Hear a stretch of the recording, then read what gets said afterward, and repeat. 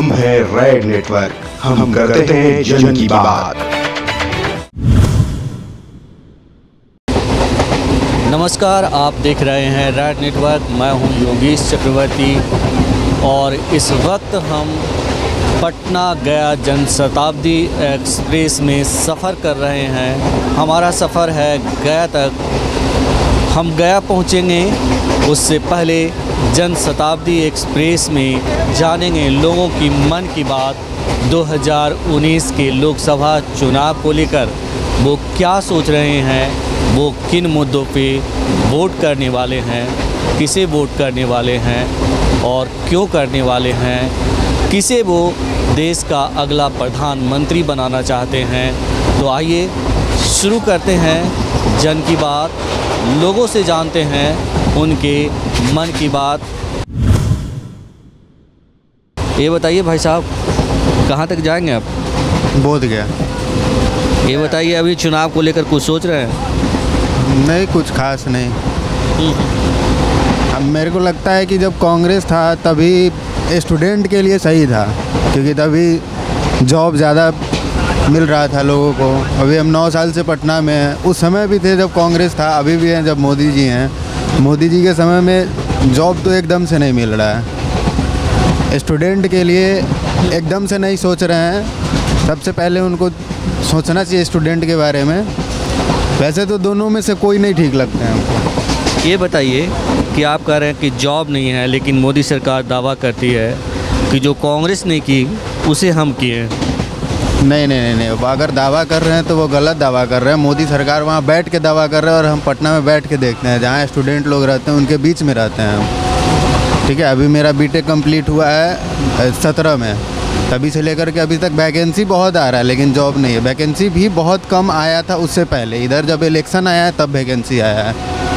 Vacancy आया है, उसके बाद क्या उसे फ्रीज कर दिया जाता है? नहीं, सीरीज अभी नहीं किया गया। मतलब इलेक्शन आने के बाद, इलेक्शन जब वो आने वाला है उससे पहले वैकेंसी आया है। उस अभी 16-15 को अगर देखा जाए, 16, 15 और 17 उसमें नहीं आया, 18 और 19 में आया वैकेंसी।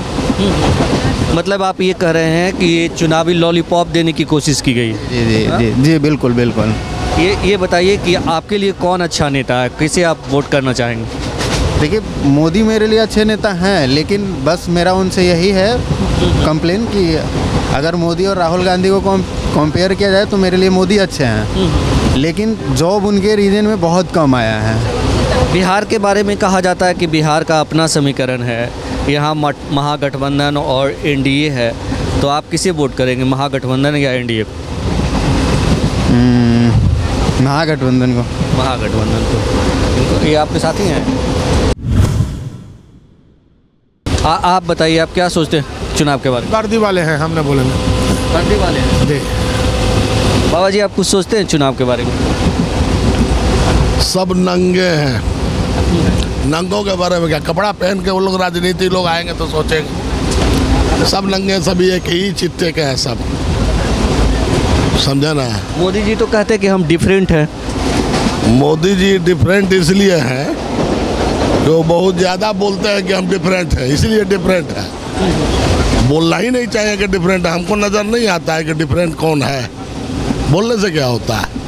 वो कहते हैं कि जो काम 70 सालों में नहीं हुआ वो मैंने 5 सालों में किया है। बिल्कुल, देश को सांप्रदायिकता के आग में झोंक दिया। जो 70 सालों में वो 5 साल में कर दिया उन्होंने। इसमें दो राय नहीं है। बहुत सच्चे आदमी है, वो सच बोलते हैं। देश को सांप्रदायिकता में झोंक दिया उन्होंने, बंटवारा कर दिया। जो अंग्रेजों ने 200 वर्षों में नहीं किया था, उन्होंने 500 वर्षों में कर दिया। 5 वर्षों में उन्होंने देश को बांटने की कोशिश की, आप ये कर रहे हैं? बिल्कुल। ये बताइए कि ज़्यादा मत पूछिए ना, तक कोनो भिड़ा दिया उन्होंने, उनका बहुत चमचा बड़ा सा। नहीं, कोई नहीं भिड़ाएगा। आप सफ़र कर रहे हैं, इस तरह का खौफ है देश में। आपको नज़र नहीं आ रहा है? आपको नज़र आ रहा है कि टीआरपी बढ़ा रहे हैं आप अपना। आपको नज़र नहीं आ रहा है जी। आप लोग सुबह से शाम तक टीवी पर जो माला जप रहे हैं टीआरपी के लिए, आपको नज़र कुछ नहीं आ रहा है। जनता को नज़र आ रहा है, आप लोगों को नज़र नहीं आ रहा है। ये बताइए, आप जनता की बात कर रहे हैं, जनता के मन में क्या चल रहा है? मोदी जी ही आएंगे, इसलिए कि उनके अगेंस्ट में कोई विकल्प ही नहीं है। अगर आज विकल्प होता तो मोदी जी कहीं और चले गए होते, लेकिन विकल्प नहीं है। ये बताइए, विरोधी पार्टियां कहती है कि अगर मोदी आए तो देश में दोबारा चुनाव नहीं होगा, क्या लगता है आपको?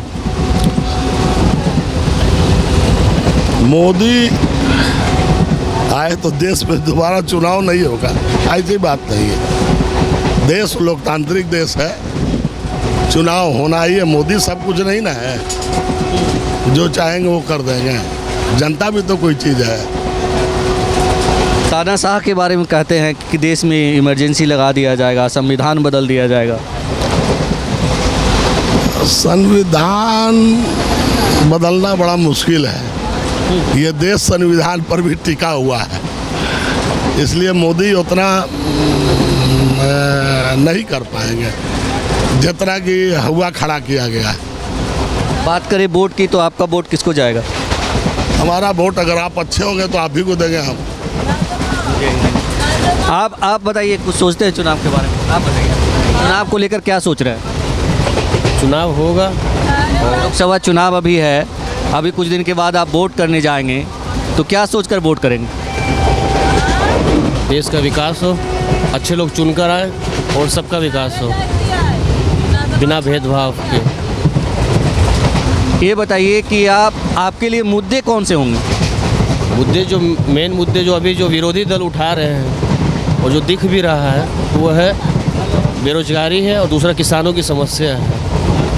मुख्य प्रमुख यही दो मुद्दे हैं, बाकी देश में और जो दूसरे मुद्दे वो चल रहे हैं। क्या आपको लगता है कि सचमुच मोदी जी ने 5 साल में देश को बदल दिया?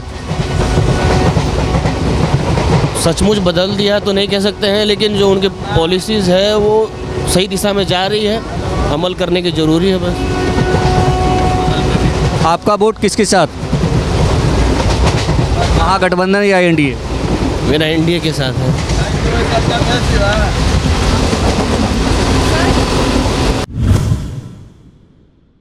ये बताइए, अभी देश में लोकसभा के चुनाव होंगे, कुछ दिन के बाद आप भी वोट डालेंगे।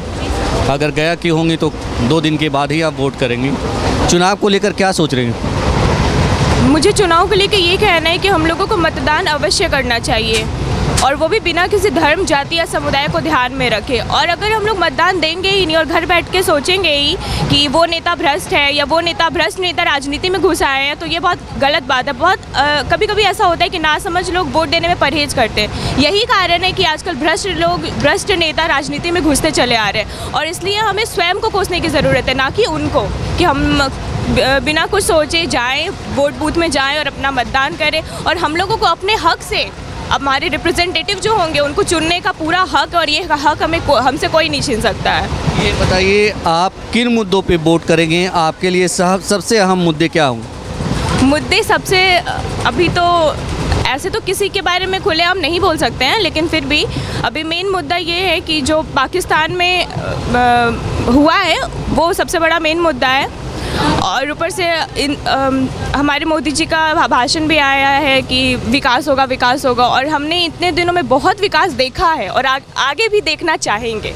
बहुत विकास देखा है, किस तरह का विकास देखा है? बहुत सारी विकास देखी हैं, जैसे प्रधानमंत्री हमारे जो है नरेंद्र मोदी जी, वो बहुत तरह का योजना भी लागू किए हैं और किसान लोगों को मदद भी कर रहे हैं। तो हमें नहीं लगता कि इतने साल में हमने और भी जो पहले से नेता थे वो लोग को इतना करते देखा जितना उनको देखा।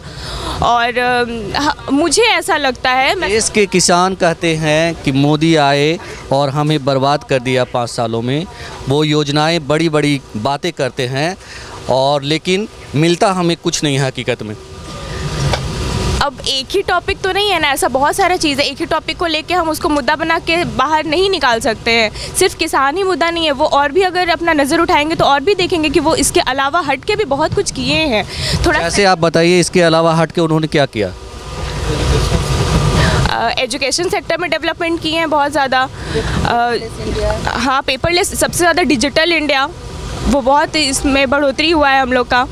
और क्या मतलब, ऐसे नहीं किसी के बारे में ऐसे बोल सकते, लेकिन मेरा सुझाव यही रहेगा कि किसी को भी वोट दे तो उसको 4 बार 5 बार सोच के करे, क्योंकि इसका पूरा हक हमें है। हम अपने हिसाब से अपने रिप्रेजेंटेटिव जो भी हैं उनको चुन सकते हैं। आपने एजुकेशन की बात की। देश का स्टूडेंट कहता है कि मोदी सरकार आई 5 सालों में हम त्रस्त हो गए क्योंकि वो एम्प्लॉयमेंट लेकर नहीं आई।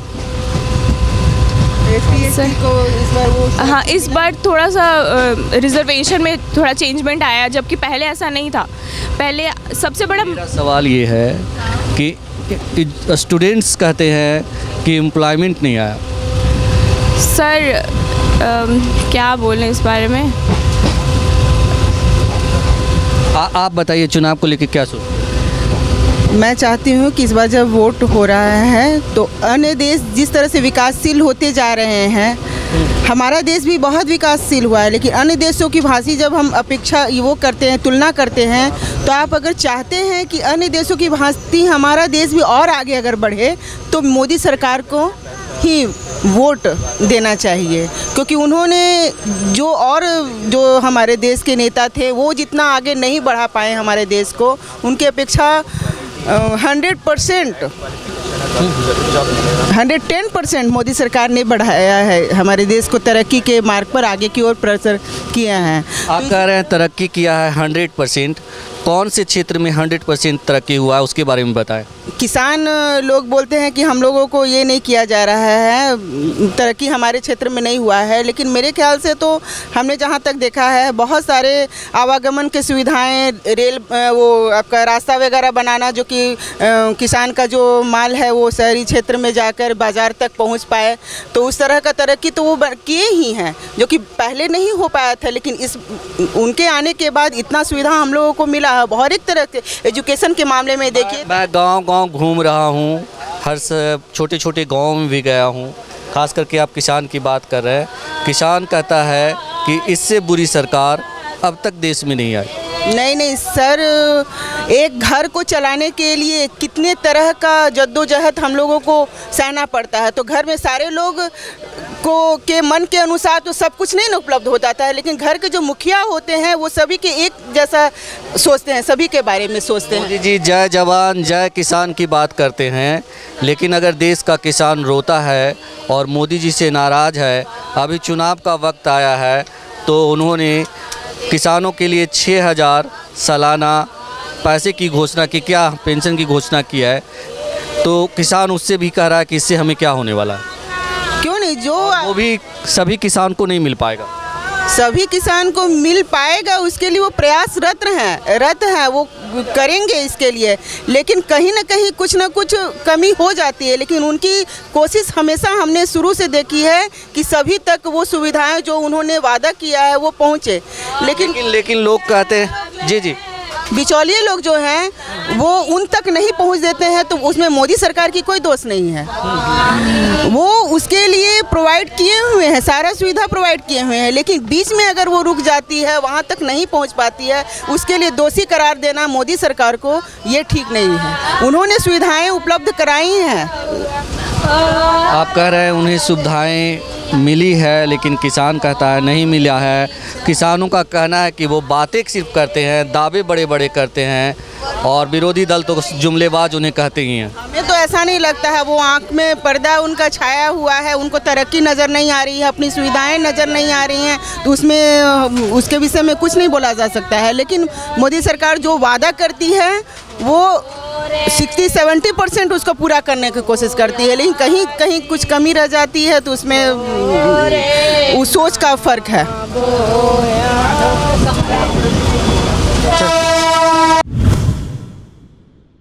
तो इनका कहना है कि देश तरक्की की राह पे है और लोगों की आंखों पे पर्दा अगर छाया हुआ है तो क्या कहा जा सकता है। आप सर बताइए, चुनाव के बारे में क्या सोचते हैं? अभी आप इस बच्चे से पूछ रहे थे और आपको जवाब नहीं दे पाई कि शिक्षा में कहाँ डेवलपमेंट हुआ है, क्या हुआ है। शायद आप भी पढ़े लिखे नौजवान हैं, आप भी रोज़गार कर रहे हैं, पत्रकार हैं। रोज़गार का मतलब केवल नौकरी नहीं होता है। आज के डेट में कोई सरकार इंडिया में आएगी, जितनी बड़ी हमारी पॉपुलेशन है, कोई पूरे रोजगार नहीं देगी। हमको रोजगार प्लस स्वरोजगार दोनों करना पड़ेगा। शायद आपको पता नहीं होगा, पहले हम लोग का मेडिकल का एग्ज़ाम होता था हमारे बच्चों के लिए, 14 राज्य 15 राज्य का अलग अलग एग्ज़ाम होता था। मोदी गवर्नमेंट ने फर्स्ट टाइम आया नीट का ये किया। आज पूरे राज्य के लिए आप नीट भरिए, आपको कोई भेदभाव नहीं है, एक परीक्षा दीजिए, पूरे राज्य में कहीं एडमिशन होगा। बहुत सारी सुविधा हुई, कंबाइंड कर दिया। हाँ कंबाइंड किया तो बहुत अच्छा चीज़ हुआ ना। कोई राज्य में कोई अब वो नहीं हुआ इसका अलग एग्ज़ाम उसका अलग हम। दूसरा चीज़, जितनी पार्टियां बोलती हैं कि लोकतंत्र बचाओ, वो सारे राजतंत्र पे चल रही है। आज आप बताइए, क्या लालू यादव जी के पार्टी में एक से एक नेता है? क्यों नहीं दूसरा अध्यक्ष बनता है? जब भी बनेगा उनके घर का ही आदमी बनेगा। मुलायम सिंह की पार्टी में, मायावती की पार्टी में, कांग्रेस में क्यों आगे आज राहुल गांधी के घर के आगे आज माधवराव सिंधिया क्यों नहीं अध्यक्ष बन सकता है? ये माधवराव सिंधिया का बेटा ज्योतिरादित्य सिंधिया क्यों नहीं बन सकता अध्यक्ष? एक से एक नेता है बाकी पार्टियों में, लेकिन ये लोग ढकोसला करती है लोकतंत्र का और खाली राजतंत्र चल रहा है। आज बीजेपी में किसी का बेटा सांसद हो सकता है, लेकिन अमित शाह का बेटा बीजेपी का अध्यक्ष नहीं हो सकता, ऐसा कोई गारंटी नहीं है। तो ये पार्टी क्या है? कैडर बेस्ड पार्टी है। और हम ये नहीं बोल रहे हैं कि ये पार्टी वैसा है, कंपैरिजन किया जाता है। विरोधी पार्टियां कहती है कि अमित शाह जी हैं जो पिट्ठू हैं और अमित शाह जी को अध्यक्ष पद कोई चुनाव करके नहीं मिला है, मोदी जी का आशीर्वाद से उन्हें अध्यक्ष पद मिला है। विरोधी पार्टी तो कुछ भी कह सकते हैं, मोदी जी के आशीर्वाद। आपको नहीं लगता? हमको नहीं लगता। विरोधी पार्टी कुछ भी कह सकती है। आज बीजेपी में नितिन गडकरी जी को पीएम बनने के बाद, एक मिनट जी, नितिन गडकरी अध्यक्ष थे, राजनाथ सिंह अध्यक्ष थे, आज अमित शाह अध्यक्ष है। कल कोई गारंटी नहीं है अमित शाह अध्यक्ष रहेगा। अमित शाह का बेटा तो बन ही नहीं सकता, इस पार्टी में ऐसा नहीं होता है। बाकी हर पार्टी में आप देखिए, ममता बनर्जी के बाद पूछिएगा, ममता बनर्जी बोलती है मेरा कोई नहीं, उसका भतीजा बनेगा। आज मायावती बोलती है हम शादी नहीं किए हैं, कुछ नहीं किए हैं। मायावती का भतीजा ऑलरेडी सेकंड लाइन के लिए तैयार हो रहा है। हमारा कहना है कि इनकी पार्टियों में क्या नेता नहीं है? उनको क्यों नहीं इस चंगुल से निकाला दिया? प्राइवेट लिमिटेड कंपनी है। आज जीताराम मांझी पार्टी क्यों बनाए हैं? क्योंकि आज आप पार्टी बनाइए, आपको फंड मिलता है, आप हारिए चाहे जीतिए। सपोज करिए हम एक पार्टी बनाए, हमको 3 ही सीट मिला, हम तीनों 10-10 करोड़ में बेचेंगे, 30 करोड़ तो मेरे हाथ में आया, अभी ही रही है। कोई इसके लिए अच्छा पैसा लोगों के पास इतना है कि लोग चुनाव जीतने के लिए खाली चुनाव नहीं लड़ते हैं। पैसा मेरे पास बहुत है, उस पैसा को प्रोटेक्ट करने के लिए हम चुनाव लड़ते हैं, ताकि हम हारे जीते। एक नेता का सिंबल लग गया, हम यहाँ के अब बाहुबली हो गए। ये बताइए कि आपके अच्छे दिन आए? हमारे अच्छे दिन जो है खुद से आएगा, केवल सरकार से नहीं आएगा। ये ट्रेन सरकार चलाई कि इसमें कोई अनरिजर्व्ड आदमी नहीं चढ़ेगा, लेकिन इतनी पॉपुलेशन है, समस्या अलग अलग है, लोकल लोग हैं, लोग चढ़ेगा। अब इसको कहे बुरा दिन है, सारी ट्रेन की बोगियाँ चेंज हो रही है। अभी जितनी जनशताब्दी आपको देखते देखते एक दिन पता चलेगा इसकी बोगी ऐसी हो गई कि नॉन एसी में बैठेंगे आपको लगेगा एसी बोगी में बैठे। अभी हम जाते हैं हमेशा, हम महीने में 18 दिन ट्रैवल करते हैं आधा इंडिया। अभी कोटा जनशताब्दी पिछले महीने गए, ऐसे ही बोगी थी जनरल की, अभी गए तो वहाँ एकदम बोगी चेंज है। हर ट्रेन हर जगह हो रहा है, बट क्या है 5 साल एक तो इस देश के लिए बहुत कम होता है, कोई गवर्नमेंट के लिए। क्योंकि आप एक घर बनाते हैं उसमें 3 साल लग जाता है गृह प्रवेश करने में आपको। तो इसलिए सिस्टम से सारा काम हो रहा है एंड हमको मेन काम देखना है। अगर हम पढ़े लिखे आदमी हो तो देखेंगे मेरे बच्चों को कहाँ समस्या नहीं आ रहा है। आज आप बोले स्टूडेंट के बारे में, बहुत सारे आज कितना इंजीनियरिंग कॉलेज है, आप इंटर पास करिए, आप खाली इंजीनियरिंग में बैठिए, आपको कोई ना कोई कॉलेज मिलेगा। आपको एक टेक्निकल डिग्री मिल गया, उसके बाद दुनिया भर की कंपनी है, काम है, तो आपको सरकारी मेरा सवाल ये है कि देश का यूथ कहता है कि 5 सालों में मोदी जी ने आपके आगे बैठा हुआ है यूथ, और ज़्यादा आप खुद पढ़े लिखे हैं अगर, तो आप इस बात को जानते होंगे। हम बता रहे हैं बाबू, हम नौकरी सरकारी नहीं करते हैं, ठीक है, लेकिन शायद सरकारी नौकरी करते तो उतना हमको पैसा आज तनख्वाह नहीं होता, और जितने मस्ती में हम हैं। एम्प्लॉयमेंट है। एम्प्लॉयमेंट का 2 तरीका है, स्वरोजगार प्राइवेट कंपनी में और गवर्नमेंट सेक्टर, तीनों सेक्टर में आपको जाना पड़ेगा। एम्प्लॉयमेंट का मतलब ये नहीं होता है कि हम ग्रेजुएशन कर लिए, MSc कर लिए और आज एक वैकेंसी निकली 8वां। देश का यूथ सरकारी नौकरी की बात कर रहे हैं हम, सरकारी नौकरी नहीं लेके आए मोदी जी। सरकारी नौकरी कोई गवर्नमेंट नहीं लाएगी जी, जो बोलेगी गवर्नमेंट वो बेवकूफ़ बनाएगी, जो गवर्नमेंट बोलेगी बेवकूफ़ बनाएगी। सरकारी नौकरी नहीं मिलना है। आप क्या सोचते हैं? क्या सर? चुनाव को लेकर क्या सोच रहे हैं? सर मेरा पर्सनल ओपिनियन है, किसी पार्टी को मतभेद नहीं करना है। सर आज के ज़माने में हर यूथ नौजवान पढ़ा लिखा हुआ है, उसके पास इतना विवेक बुद्धि है, वो किसको अपना वोट दे सकता है। सर मेरे अकॉर्डिंग मैं और हर युवा यही सोचे उस सरकार को वोट दे जो देश की गरीबी, करप्शन और बाहरी सुरक्षा को अगले देश से कंपेयर करके स्ट्रॉन्ग बनाए, उसी को अपना वोट देना चाहते हैं सर। उसी को वोट देना चाहिए। आप यूथ हैं, अभी भाई साहब से मेरी बात हो रही थी, पूरी बात आपने सुनी।